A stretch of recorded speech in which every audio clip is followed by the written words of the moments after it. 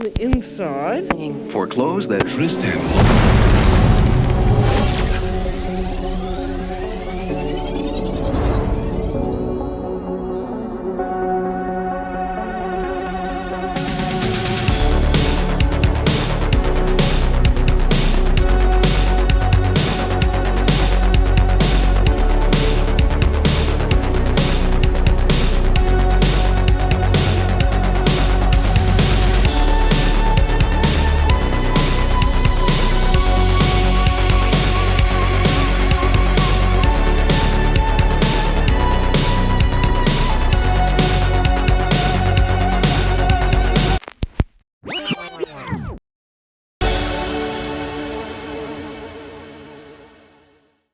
Playing rap for old people, but disguising as jazz. Trying to keep it peaceful is a struggle for me. Don't pull up at 6 a.m. to cuddle with me. You know how I like it when you love on me. I don't wanna die for them to miss me. Yes, I see the things that they wishing on me. Hope I got some brothers that'll lift me. They could tell the story, it was different with me. God's plan, God's plan. I hold back sometimes I won't, Okay. I feel good sometimes I don't, I make sure the most I eat still. Wow. That's beautiful. All right. Well, welcome everybody to another episode of Money Me. This is part of God's plan to have you watch this, a series that's going to turn your money woes into money woes. Give me money, money me, money now, me a money needing a lot now. We're excited to have the one and only James Wu of Studio Tomo to talk to you about not only Studio Tomo, how they work, but really kind of just figuring out exactly how they work together as a collective of independent creatives. But before we jump into things, be sure to subscribe to the channel so you don't miss out on awesome content. Again, it's God's plan for you to subscribe to this. It'd be pretty sweet if you did. Just so you can assure that you can price your projects like a boss instead of the usual guess the number of jelly beans in the jar approach. So James, thanks for being on the show and bearing with us on our goofy little videos to start things off, which always leads us to that original question of any thoughts or creative inspiration pulled from the beautiful rendition of Drake's God's Plan in the style of jazz. Wow. Yeah. I mean, that was very moving. Feel like that's one where, beauty's in the eye of the beholder. You sort of take anything, make it your own. I'm all about remix culture, so that was very inspiring to see. Yeah, we expect to see that a through line in all of our work going forward. Just the remix style. 100%. So getting into a little bit more of the nitty gritty of the episode, can you just provide like a basic little background on Studio Tomo? How did it start, and kind of what do you focus on wherever you normally kind of go with that conversation, just to let people who are listening kind of know what you do and why you do it, that kind of thing. Sure, yeah. So thanks again for having me, and for anyone out there who's listening. So I set out on my own back in 2015, so it's been over 8 years now since I've been running my own practice. And Studio Tomo is really just maybe 2 or 3 years old and was born out of response to an RFP where people said, we can't put together a proposal with you just as James Wu using your personal Gmail address. Like, you need to be a little bit professional than that. I was like, fine. Well, I've always had this idea of calling this Studio Tomo. And actually, it sort of has taken on a life of its own. In the last 2 years, I'd say Studio Tomo has really grown into a creative collective, a branding collective of, right now, there's about 15 to 20 individuals. None of them are full-time employees. They're all freelancers. They're all free to do their own work with other clients. But we come together occasionally throughout the year to work on projects. And I'd say that one of the things that makes Studio Tomo somewhat unique is that everyone who works with Studio Tomo is someone who is deeply committed to justice and equity work. And so the vast majority of our clients are nonprofits who are really committed to building a more just and equitable world throughout in their work throughout a number of different sectors. And so the other thing about Studio Tomo is that everyone that I work with is someone who, not everyone, but at least in the early days, everyone was a friend or someone who I'd worked with in the past. So there was already that built-in familiarity and trust and love for one another. And the folks that we've brought in since then have been sort of word of mouth, friends of friends, people that also came in with a, high level of trust and also a deep level of experience. So everyone at Studio Tomo has significant experience working in the nonprofit and social sector. That's awesome. Yeah, like just a quick follow up to that. Like, was there there was an initial number that like you said is direct response to an RFP? So was there like an initial number of members of the collective that you just went out and found? Like, we need 5 for this, or how did the growth, I guess, kind of I mean, that happen? particular RFP was sort of in partnership with like 2 other small boutique agencies. So there's Gotcha. like a research firm that I was partnering with that was pretty small and startup-y at the time, and then there was a design agency that was basically like a 3-4 person shop that I was partnering with at the time. But shortly thereafter, I started taking on projects that were a little bit bigger in scope than things that I had done previously. And they were looking for bigger teams, and the work was more complex, and just the volume of work required just more hands. Gotcha. And so fortunately, there were a few folks that I'd partnered with on stuff over the years. So there were 1 or 2 strategists that I knew really well and then I had worked with in the past, 1 or 2 designers similarly that I had done work with in the past. And so they sort of naturally came into the fold. And just again, like in the last really 18 months, a few projects that we've taken on have dictated teams ranging from 4 people to 8 to 10 people. And so had to sort of quickly rally the troops and find Who's good at this? More people to bring into the Studio Tomo fold. But luckily, I think especially through the pandemic, a lot of people found freelance work either because they were laid off or because they made the choice that they wanted to find more balance in their life and have a bit more freedom and control. And so it's been easy to find amazing talent, if you will. Yeah, that's cool. Yeah, that's great to hear. I'm very curious to know, especially with Studio Tomo being structured the way it is as a creative collective. How do you typically go about charging for projects?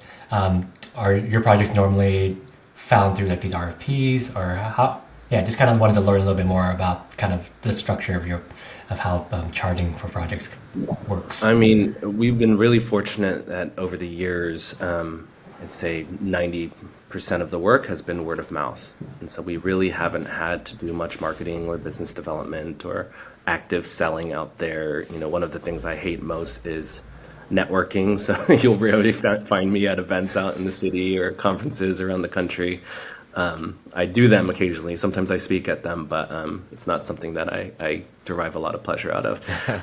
So thankfully, word of mouth has been very strong over the years. I think that's sort of a byproduct of places that I'd worked in the past, where I was able to sort of organically meet a ton of people and have just, I think it sort of comes naturally to me to just maintain good relationships and with folks that I meet. And so a lot of people that I met at previous jobs that I had ended up becoming clients or ended up becoming collaborators as part of the Studio Tomo collective. So I really haven't had to, quote unquote, hustle for work. But, like anyone who runs their own business or is self-employed knows that it comes in waves. So sometimes things are really good, sometimes things are really slow and can be pretty challenging to sort of stay optimistic and realize that for the most part, when you're going through sort of a slow period, that a lot of business is right around the corner. So yeah. And in terms of like kind of working with the team, whether it's for maybe depending on the scope and the complexity of the project, like in terms of pricing for that, do you typically have a kind of a set price that you know is kind of like for that project, or are you trying to account for people's like going rates as well and things like that? Like how does that kind of all work for you? Yeah, it's still evolving, I would say, like thinking about the both the business model and the pricing model. Um, Typically in the past, a lot of it was just based on my own sort of personal experience and what I was charging when I was just sort of a sole practitioner, working directly with clients, knowing what my hourly rate was. You know, I'd done a lot of work with agencies in the past, so I sort of knew what agencies charged. I sort of identified that there was a gap in the branding world, specifically working with nonprofits. And so you had a lot of big agencies that worked primarily with big brands and corporations and for-profits, and occasionally would take on work with large nonprofit organizations with big marketing budgets. And then you'd have sort of there were a few boutique branding firms that were working mostly with nonprofits, but again, the types of nonprofits that were able to afford their services were still relatively large. And so I sort of, you know, when I set out on my own, I said there's thousands and thousands and thousands of organizations out there that are doing amazing work. They can't even afford the smaller boutique agencies that are focused on working with nonprofits, and so there's a gap there. And so I was able to sort of know what those boutique firms were charging and say like, hey, like, I think that I can do work that is just as good as what they're doing at a price point that's less because I don't have the same overhead. Sure. That equation is changing a little bit now because as Studio Tomo has grown and it's evolved past me and it's become this collective, and now we are as big in terms of headcount as like some of these boutique firms out there. The expectation is that our prices are not going to be as low as they once were. I think that's okay. It's something that I've had to wrestle with. You know, I was a little bit uncomfortable about that at first, and we're still trying to figure out like where do we sit in relation to our peers when it comes to pricing.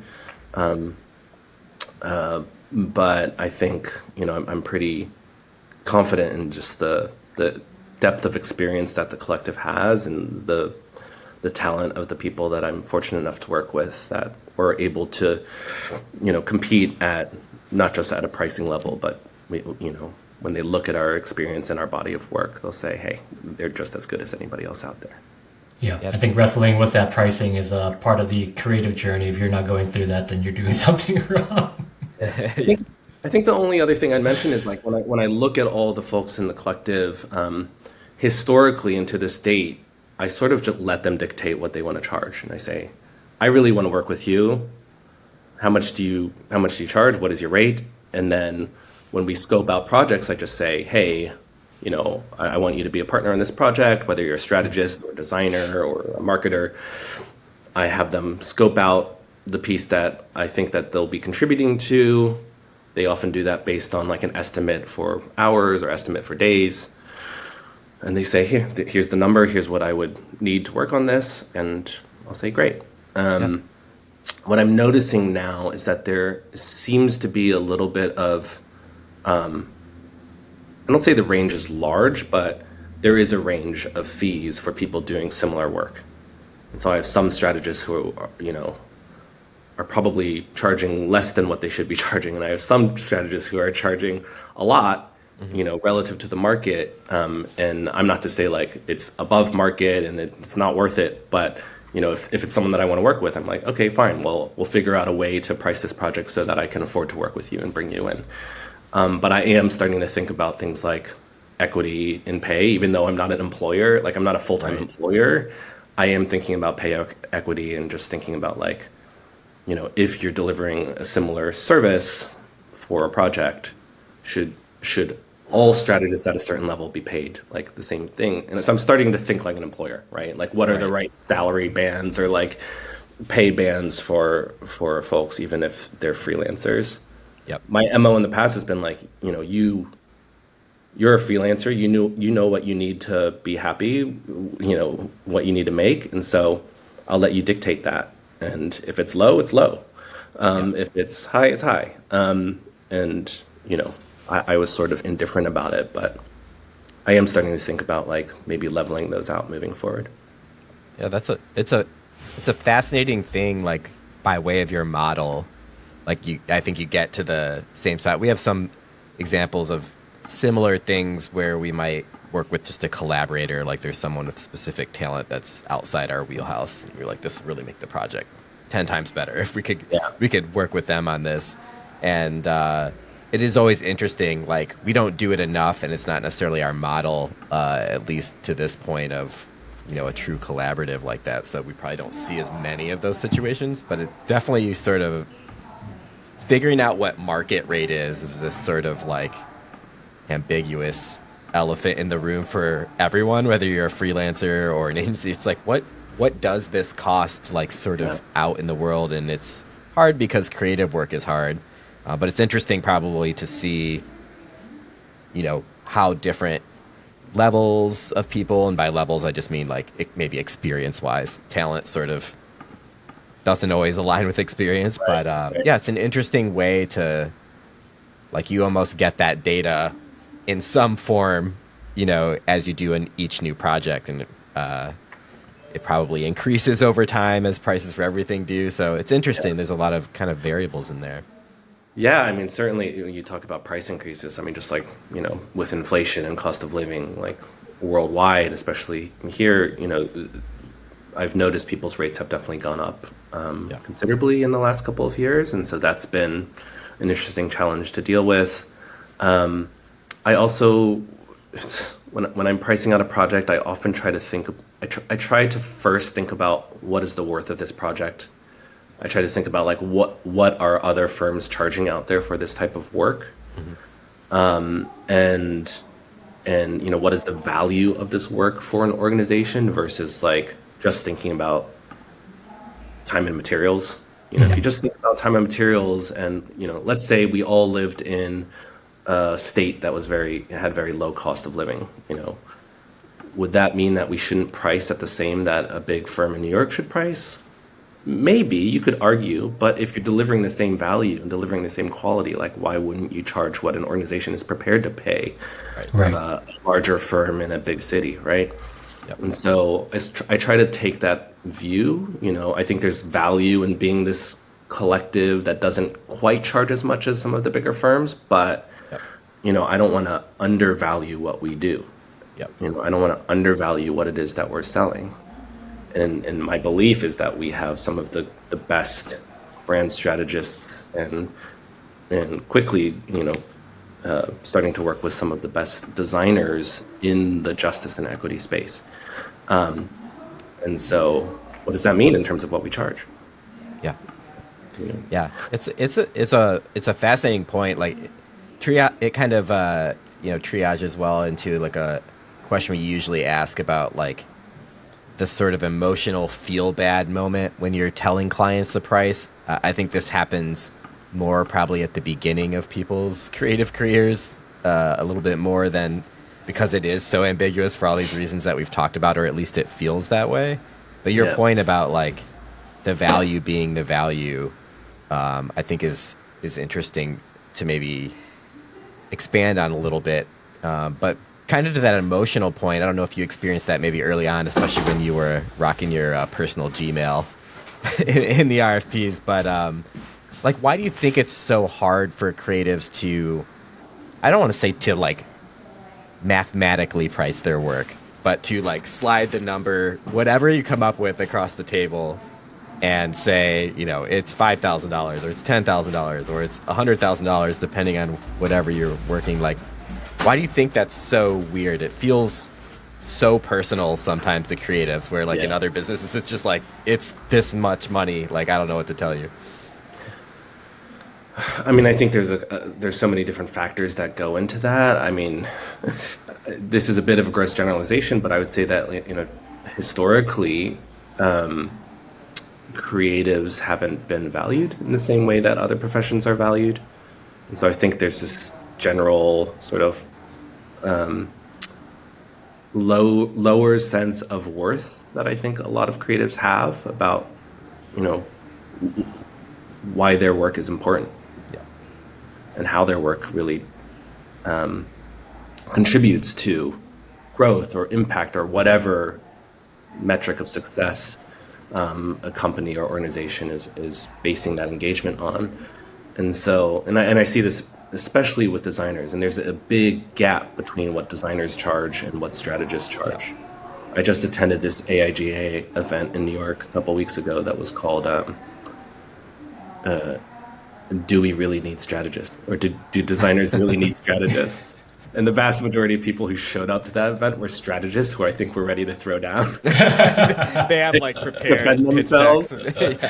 Yeah. But like, you know, I've always told my friends who are designers, it's like, if you guys could just see yourselves as strategists and see yourselves as like what you're doing is already strategy, and that you're already good at strategy. You're intuitively good at strategy as being a designer. It requires you to think like a strategist and be, you know, they don't conceive of themselves that way. But I'm like, if you could reframe how you think of the work and the value that you're providing and your approach, it's very much a strategic approach, charging a lot more. Yeah. So, you know, I always say if I could do it all over again, I would go back and go to art school and become a designer. That's what I love most. You know, I like geeking out over design. I only do brand strategy because that I don't have that skill set to do design. That's the closest I can get.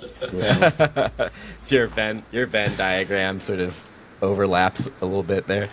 Yeah, certainly. I mean, I mean, even for strategists, like on the flip side, I think a lot of strategists don't see themselves as creative. Yeah. And I think that's also a problem. And I think the best strategic work out there, at least in the branding universe, in the marketing world, like the best brand strategy out there is strategy that automatically lends itself and inspires great creative work and powerful design. And so I think there needs to be an appreciation for both functions. I think job titles often get in the way, but it's like being able to think like a strategist, be able to think like a designer or creative is critical for anyone who works in that world. Yeah, I think about that a lot too. You hit on like one of my beliefs around like the answer to that question, which is like that we just frame ourselves as creatives, and when you say creative, it like gets weirdly sort of mixed with art, and then it's sort of like what's art worth? But it's like this isn't art, like in the way that, you know, we mean it in this sense. It's like I loved what you said about like you're sort of inherently good at strategy if you're good at design, like because it has to exist other than, or it might be art. You know what I mean? Like it might just be like the coolest looking thing that you can make with no strategy isn't quite design, or at least designing for any particular purpose. Yeah, I think it's also important, and this is sort of going down a rabbit hole of like what is strategy, Sure. But like, you know, it's important to like understand that strategy takes on many different shapes and forms, and I think some people equate strategy with writing. It's like, and a lot of designers don't see themselves as writers or good writers or not capable of, you know, eloquent prose. Some are, but I think being a good strategist is much more than just like how well you can write. It certainly helps, definitely helps, but it's not the only skill set of being a good strategist. You know, being a good strategist is about helping someone solve a problem. It's about helping someone get from point A to B, helping someone clearly articulate their vision and their goals, and figuring out like the different paths to getting there. Yeah. Writing can be a tool that helps people develop that clarity and like gives that creative spark to a designer, but it's not the only thing that makes a great strategist, and I think that's an important distinction. Yeah. Yeah. I love that. I do think too, it's like there's probably like a lot of designers taking like a new Figma course or something along those lines when they might already be really good at Figma, and a writing course might make them a lot more money if that's a particular weakness or something they're uncomfortable with. It just kind of dawned on me that that's like, yeah, maybe. I mean, I should take that advice too. And for a long time, for years, I've literally been like, oh, I should like take some courses in graphic design. Don't do it. I'm not putting you on the spot there. I'm just like, as a design, it's like, yeah, writing's pretty valuable, kind of whatever lane that you're in. It's a nice accompanying skill. Yes. Like sort of regardless of what your like core, you know, Well, practice being might able be. to communicate visually in at least a clear way is very important. And Yeah. so I can't tell you how many strategists I know who can't put together a decent deck. It doesn't need to be beautiful and slick and like, but you know, if it's not clear and if there's too much shit on a page, like it's just like Yeah. But what if the animations are really good on it? I digress. It's an undervalued skill. I'm like, they should be teaching that in high school and college. Like, how do you put together presentations? You know? 1,000%. Yeah, that makes sense. Yeah, we were talking with a friend, Bill Kenny of Focus Lab, and he was talking about how they present logos and things like that and brand identities, and he really kind of was saying very similar to what you were saying. Well, it's like it's all in that presentation deck, and just being able to tell that story and getting the client to just get us amped up and excited for it. So they're like, I'm gonna say yes to this no matter what because I'm like sold into where you're taking me before they even see the logo. So yeah, I think like what you're saying is so true, and I think like yeah, I guess I haven't really thought about that like that idea of like feeling like on ourselves as creatives, like placing that sense of like undervaluing what we bring to the table, and it's so true as like you said, and I was kind of thinking like I think some of like the struggle that maybe Matt and I had before when we were trying to think about increasing our prices, like it's like are we worth this price though? Like can we actually charge? Does this make sense? And so I think a lot about that story that the designer Paula Scher at Pentagram tells. I don't know if you've ever seen her work or heard her talk, but she often tells this story about when she was working with Citibank and you know, on a rebrand, and she like right after her first meeting, or maybe in the first meeting, she was like sitting at a table and had a little cafe napkin, and she just sketched this little umbrella like that sits over the word mark, and she was like, yeah, I think this is it. And it like literally took her, you know, a minute, 10 seconds to think of this idea. But she was like, it didn't take me 10 seconds. It took me 40 years of experience to be able to like do that. Yeah, right. Yeah, it's like, yeah, they're like, but if we're going to pay you that much, we're going to need you to like go back and show us all the re-show us. And I think that's the thing. I think it's hard for people who aren't as accomplished as someone like Paula Scher to think that they deserve the same compensation for their work. And but if it's delivering the same value, if the quality is still at the same level, then I think we owe it to ourselves to see the worth of that product, to see the work of that work. It's not just about time and materials. I think like what you're saying around this idea of value ties in perfectly into kind of our next question, and which is really kind of like, you know, when you show the clients the price, you know, maybe they'll get some sticker shock, but how do you typically go about showing the value of the project is going to be equal to or surpass actually at the end of the day like the short-term investment that they're making into this project? Case studies would be really helpful, but I haven't had the time to produce any for Studio Tomo. We're right there with you. I often will point folks to case studies on from other branding firms, and you know, if they show any level of skepticism over the value of something. But I mean, typically when people reach out to us, or if they're issuing an RFP, they don't need to be sold on the value of a project. You know, there's a reason they're coming to us. If they get that sticker shock, then that's more about being better about sussing out like what their budget is before you go through the effort of putting together a detailed proposal. Yeah, that's something that I think has taken time, and I've gotten a lot better at over the years, is just making sure I have a good sense that the budget exists.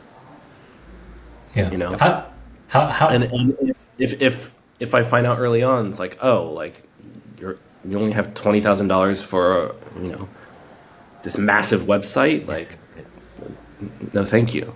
Yeah. Or even like I can't tell you how many times I see RFPs for like, we have $5,000 to redesign our website. Like, yeah, you can do a strategy session maybe. So. Yeah, how do you go about like sussing out the budget? Just out of curiosity, since you kind of just ask. It's just perfect answer. So perfect answer. I often say, "Do you have a budget for this?" And if they say they don't know or no, then that's usually a bit of a red flag. Yep. And then I will say, typically a project like this could cost as little as blank to as much as this. It's usually a wide range. You know, it could cost as little as $1,000. It could be as much as $100,000. Or it could be as low as $50,000. It could be $250,000. It depends. It's like asking how much a car costs or how much a house costs. There's so many variables that go into it. So that often like will open up a dialogue around like, well, what is it that you really need? And then you can start carving out a scope. And you'll learn pretty quick whether or not like what you're envisioning for the work aligns with what they're envisioning for the work. But yeah, I think it's really important to get that budget question out on the table as soon as possible. And there's in like more progressive circles now, and I think the nonprofit world in particular is getting better at this, about being transparent around budget. Yep. Just in the same way that a lot of companies are becoming much more transparent around salary when they're posting job descriptions. But like I've seen a lot of RFPs now, and I'm part of this communications network, which is really cool, called Radcoms, and they require that anyone who posts an RFP to the listserv is going to also show the budget. Like, don't post it if you don't have a budget. Yep. Yeah, it's great. You mentioned it too. It's like there does seem to be like, I don't know why it took us to this point in humanity to be like, hey, this is a job. This job gives you this many dollars to do it. Like, it almost seems like that should have been the first iteration. Exactly. But yeah, it's nice too to like just be moving generally more in that direction, because it's never fun to start off in like this adversarial like sort of like Old West showdown where it's like, who's gonna say a number first? You know what I mean? And I think for us too, that's been like, these little things tend to be big game changers. But the reason I was laughing so hard at your like response, you're like, how do you like figure out this? Like, I just ask. It's like, that's the correct answer. It's just we feel weird about it, so we just sort of like, what if we made a slider calculator that they'll never use? Like, they could move it around and sort of find their own adventure. It's like, it's probably easiest to just say, hey, do you have a budget for this? Yeah, I mean, so like I used to work. My first job out of college was in sales, and I did sales for a digital agency. So we like designed digital ads and like help like merchandise products like in e-commerce and so I'm like deeply empathetic towards like clients who, you know, have limited budgets or are afraid to like ask how much something costs. And I just like to remove that like uncomfortable aspect of a negotiation or a sale like as soon as possible. Like, no one, people are busy. Like, don't waste time. Like, don't waste my time. I don't want to waste your time. Like, if this number that I'm throwing out there is a non-starter, or the number you're giving me is a non-starter, then let's just agree that it's not going to work out. Like, yeah, it reminds me too of like something you said at the top about how you're currently like working at like positioning wise, sort of like, where do we sit? And for some reason, we always use like car analogies in these things. I guess everyone knows cars range in price a lot, but it's like Honda is doing great selling Hondas, right? Like Porsche is doing great selling Porsches, but they've, you know, there's no like, oh, like you don't have 125,000 for the Porsche. It's like, we can maybe get you in one for 40. You know, it's just like, it's not a part of anyone's expectation of that. And I think because a logo is never just a logo, or a website is not it's not the same. Like there are huge websites, there are one-page websites, so there is no just like, that's $5,000, that's $105,000 out there. So there's just way too much like sort of playroom. It says, I feel like we could have a whole conversation. It even ties into like you thinking about the equity of like, should every freelancer of similar skill level, whether they think they should get paid $20,000 or $50,000, get, you know, whatever the correct amount is, or the like what the data says. It's like it's hard. It's a hard thing to source out, but it shows that at all points we're all doing our best to get the right number, Yeah. like relative to skill and value. But Yeah. it's hard. It's just a challenge. It is hard. I mean, there's just so many variables that even go into my decision making on how to price a project, and usually it's based on like I've done this type of project a million times before, so I know how much it costs. But in addition to like figuring in like my particular configuration of freelancers, like what their rates are, I also think about things like, I don't know, supply and demand. Like, is the studio really busy right now, or are we actually like desperate for work? And like, if we're desperate for work, like, you know, it's sort of like beggars can't be choosers type of thing. And so, you know, like flash That's definitely sale, very, especially if you're a freelancer. If you're a freelancer, you're like, I could dip down here. I'm not doing Sure. There's also the old adage, like, you know, there's the old adage, good, fast, cheap, pick two. You can't have all three. Right. But like the cheap bit, and it's like, there's, you know, you have to have a certain amount of dignity. It's like I'm only willing to go so low. Right. But if you want something lower, then you can't expect to have it fast. And I will never agree to do something, or I never like enter in a project thinking that I'm going to produce like lower quality work. That's not good. But you know, if you only have a certain amount of money, there are only certain things that we can do for you. You know, it means trade-offs. It's like, okay, well, here's the type of brand we might be able to produce for that budget, but it means that you're not going to get X, Y, Z. You know, you're going to get like, it might not be a fully fledged design system. You might not have the same rigor in the research and discovery phase. You aren't going to get as much detailed messaging as part of it. Like, yeah. So it's thinking about like, what are all the bells and whistles you want on your car, and then like, that's right. Yeah. what is the budget you're actually working with? Like, I think you might not be able to afford the, you know, leather seats and heated seats. Yeah, absolutely. And I was just going to say, I think something too that came to mind as you were talking, just like probably have some idea of what those trade-offs could be. Like, what trade-offs can you offer out of your services? Like, if they're lower than your full recommended package of services or whatever you say, like, yeah, I think it helps to know that I'll negotiate on, you know, like you said, like, well, we can't give you like full brand messaging here. You know, like we might be able to give you a guideline or something like that. Knowing ahead of time maybe what that might look like can help a lot. Yeah, and I think as the studio's grown, I've also like intentionally brought in folks with different levels of experience and different price points. Yeah. Like, I'm not going to bring in anyone that I don't think does great work. Yep. Like, everyone has to, like, you know, table stakes is that everyone does really good work. And that I can totally trust them. But there are some people that have a lot more experience and therefore charge a lot more. And so sometimes a client that we really want to work with has a much lower budget. I say, okay, well, this designer's off the table because, you know, that budget's not going to be able to afford that designer. But it's nice to have sort of those options, which is also one of the reasons why I've been sort of like, I don't know if I want to equalize everyone's like rates, because the reality is sometimes there are amazing clients out there that we want to be able to support and work with, but we can't assemble a team of like our most expensive people. Yeah, Polisher is probably not coming in to freelance on those projects. Yeah. No.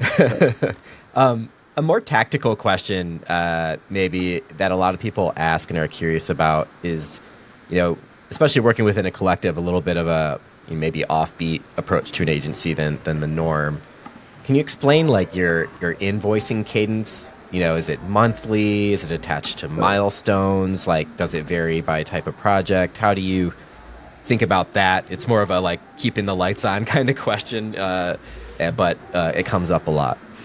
Yeah. The invoicing that we typically, or our model that we typically use is a monthly. And so we'll usually ask for a larger percentage up front. Yep. As sort of like a deposit, you know, for the project, a down payment. And that can be anywhere from 20% to 50%, depending on the size of a project and the length of a project. But usually, so typically we're looking at like a 20%, 25% initial payment, and then the rest of the fee, total project fee, is spread out over the course of an estimated engagement on a monthly basis. And that works really, really well for us. I'm not a big agency that's working with dozens of clients at the time, so I don't have huge cash reserves so I can just afford to pay people, no matter what. Sometimes I need to have that steady flow of revenue and cash in order to pay my freelancers because my freelancers are invoicing me on a monthly basis for the most part. Some will do half up front, half at the end if it's a short project, but oftentimes I'm getting invoiced on a monthly basis, and so I also need the same from my clients. There are a few clients who, for whatever reasons, they have policies that don't allow monthly payments, and they do 50 up front, 50 upon final delivery, and that's a little bit riskier for a studio of our size and the way we're set up. Usually I'll try to negotiate that with them, but that tends to be larger institutions, and I'd say the majority of our clients are not that. Yeah. A few of them are. There are a few very large institutions we've worked with, but most of them are tend to be smaller and a little bit more flexible. Yeah, I think to those probably those ones that have those policies around it, it's not usually a question of do they have the money? It's we can only structurally issue payments in this way or whatever. Usually, at least in our experience too. That's right. Yeah. Well, James, we want to be mindful of your time, and while everything you've been saying have all in all been nugs of wisdom, we want to move into our next segment, which is called Nugs, where we kind of try to dive in a little bit deeper on some tips and tricks. Yeah. So first thing we want to ask is do you just have any tips in general on how to handle in these always fun conversation about pricing with clients? I think I have one principle that I use a lot. So I'll have to think of other nugs, but one general principle that I have is pay me for my pain. And so any of us who work in client services know that sometimes the work can be pretty painful. And so I try my best, and there's no science to doing this, but I try my best to get a really good sense of how challenging a client is going to be to work with before I go through with signing that contract. And you can tell a lot from an initial conversation, but if that negotiation process is really slow and laborious and painful, then that's sort of a red flag. If communication isn't great, that's sort of a red flag. I will look on Glassdoor reviews of potential clients and see what's their internal culture like? Are people happy there? Or are they miserable? That can, tell you a story. And so I try to get a much better sense of what it's going to be like to work with a client. And if I can sense that it's going to be really painful, I will either walk and say, oh, the studio is really busy right now. Unfortunately, we can't take this on. Yeah. Or I will, if it's a project I really care about and really want to work with, it's a client that I would think would be rad to add to our body of work and who I believe in and I want to support them, even if they might have internal dysfunction. Yep. The price goes up. So the mantra is pay me for my pain. That's my one principle that I always abide to. That's my one nug, if you will. I love that. That's a pretty good one. Yeah. And lastly, just a very general question, around these topics, or are there any sort of lessons learned we haven't prompted or hit on today? Maybe looking back on when you started this endeavor, either individually or in Studio Tomo as it is today, things you maybe wish you knew, stuff like that. Is there anything broad strokes that comes to mind? Gosh, when I was starting out, I would say I've always worked with people who are like a bit entrepreneurial and would I don't want to say like fly by the seat of their pants. That makes them sound sort of like thoughtless or careless, but would learn by doing. Yeah. And I think as someone, a lot of strategists tend to be very thorough, logical, methodical thinkers, and they, think of themselves as planners, Yeah. and so they sort of plan for every contingency. And I think that when you're first starting out, there's just so many unknowns. Like sometimes I would say like, you don't need to have the perfect plan. You don't need to have all the answers. Like just go out there and learn by doing. It's maybe more important to know like what are the questions that you want to figure out through each project. Yeah. Like here are the things I don't know, and I'm only going to find out by doing the thing. And so hopefully by the end of this thing, I can go back and say like, did I learn? Did I get the questions did I find the answers I was looking for? And I think that's maybe a better approach than like worrying endlessly about like how ready you are to do something.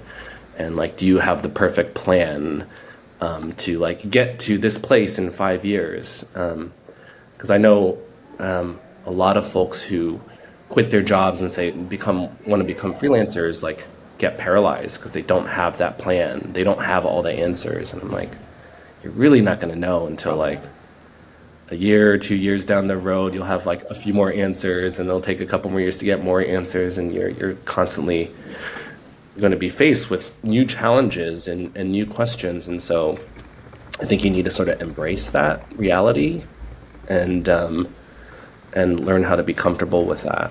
And I give the same advice to like a lot of students. I do a lot of teaching and like guest lecturing and mentoring of college students at different universities, and they often ask me, what can I do to like have the perfect job and the perfect career? And like, you're 20 years old right now. Like you're not gonna, your first few jobs, like you're probably gonna have 3 jobs over the next 10 years. And you're not going to love any of them. They're like, wait. Aspects of them that you'll probably like. There might be some that you really, really like, but like, there's no such thing as a perfect job. Is my point, right? And like, and they're so, and I think that's sort of indicative of the culture of that generation of like Gen Z right now and Gen Alpha or whatever that is. But like this like need to like. No, there's like a high level of anxiety, which is understandable, but like that perfect job doesn't exist. The perfect career path doesn't exist. You can't always craft it. And so to sort of embrace that it sounds very cliche, but to embrace that journey and know that it's going to take you 10, 15 years to really figure out like, what is it that you are really good at, and what is it that you really care about? Like, what are you passionate about? And to give yourself permission for that to change over time, Yeah, that's fantastic. I think the flip side is true, especially like, Hein, I know you and I have had these conversations about working with people who think that they already know all the things, which is sort of the like inverse of what you're saying. And like, that's almost never true as well, even with a lot of experience, and you lose you can gain blind spots. Even if you do have a really well-versed plan, it's usually biased in some way as you go through, and you don't see things that people that are like doing the cliche part that you said, wherever they are, which is like the embracing the journey part. A lot of that just means like, hopefully you're learning all the way through whatever that journey is, and you're not like 5 years in, you're like, I did it. Yeah. Like there's nothing left. There's no growth possible left for me. That to me is a scarier feeling than like just being like, I don't totally know what this picture looks like. I mean, it is scary. It takes a bit of a leap of faith and sort of just like, I don't know what I'm about to get myself into, but hopefully it'll work out. And it comes from a place of privilege to be able to say like things will work out. Like I know it doesn't work out for everybody, and some people try to go about it on their own, and it doesn't they don't get the clients, they don't get the work, and that can be difficult. But I think it takes so much courage and to take that plunge, to take that risk, and like hopefully people learn so much about themselves through that process, even if it doesn't end up becoming what they hoped. Yeah, that's very profound notes there. We're happy you shared that one with us. That's a spicy one.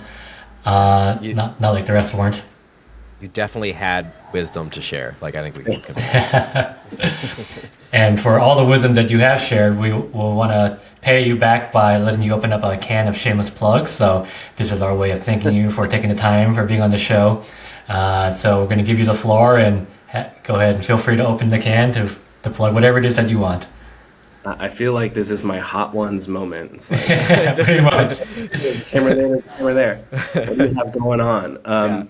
No, I would just say, I sort of want to like plug my amazing clients instead, who are just doing the important work out in the world. We're just a creative agency. Studio Tomo is growing. We're constantly on the lookout for incredible talent, incredible human beings who want to be part of our collective, whether you're a strategist or a designer or you do paid media or you do PR, or you do marketing research. Like we're looking for folks sort of under the umbrella of branding, marketing, communications who want to work with amazing organizations and clients who are truly making this world a more just and equitable place and a more humane, place. If you're interested in learning more, please don't hesitate to reach out to me.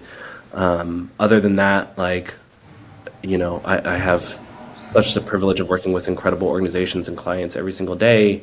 And I have a couple of big projects in the pipeline with some incredible organizations, which I can't wait to share with everybody. I'm not going to spill the beans about who they're with and what they are yet, but be on the lookout, and hopefully we'll have some fun things to share in the near future. Awesome. Yeah. Well, this is exactly why we wanted you to be on the show, because immediately you were plugging your awesome clients before even plugging Studio Tomo and your team. So it's been such a pleasure having you on. It's been a banger, just like God's Plan, the jazz version, totally better than the OG. So thank you, James, for sharing your insights and your expertise with us on Money Me. Yeah, and before we go, thanks to everybody who takes the time to tune in and watch these things. Your support means the world to us. If you enjoyed today's episode, don't forget to subscribe to our channel to stay updated on our latest conversations. And we'll be back with more premium content, as all of our content is hopefully premium. We'll talk about design and pricing and kind of the business side of things. So with that, we'll fade to black. Thank you all.